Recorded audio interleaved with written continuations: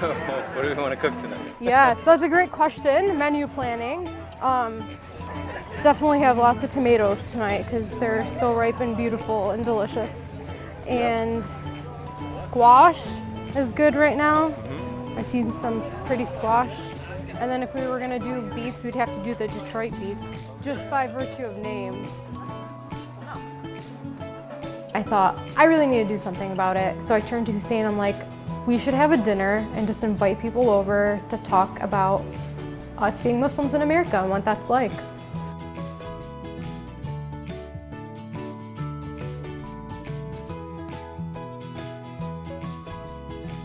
I'll peel potatoes, whatever.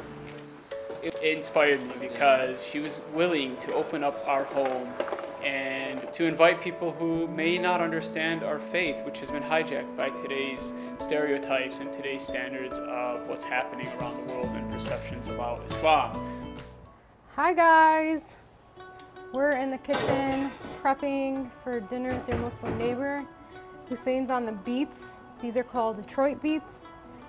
For us culturally and religiously, it's so important to be hospitable and treat others with respect and kindness.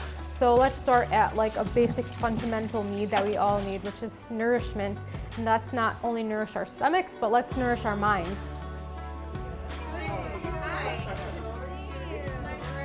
Again, I just welcome you all and thank you all for being here. It really means so much to know that we, despite all the craziness in the world, that we do live amongst people who care. And the gentleman buying the rifle rack turned to the man behind him and was like, oh, I need to protect myself from that. And he turned to like a magazine and it had like ISIS is in your neighborhood or something ridiculous. Like it was like a tabloid thing. And then the man behind him said, oh no, you need to protect yourself from that, and pointed at me. And I was like, whoa.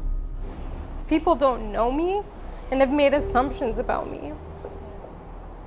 And to feel that, like I'm sure we've all felt that people have made assumptions about us without getting to know us. And that's hurtful and it's sad.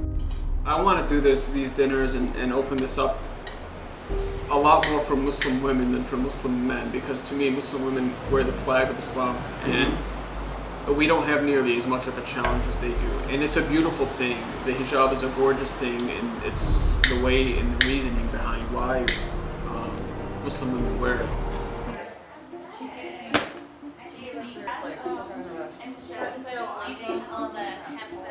How do you guys feel when you see all these extremists in the news, really, a bad representation of your faith? How do you find it hard to keep practicing? Do you ever question? Do you ever? No, because I don't associate them at all with my faith. They have absolutely nothing to do with me or my faith, and if they were following their faith, they wouldn't be doing those acts. I just love that as devout Christians, we, in a culture that pits us against each other, we share so much of the same tree, so much of the same root, and that I think we're siblings more than combatants, which is one of the things that I love about Islam.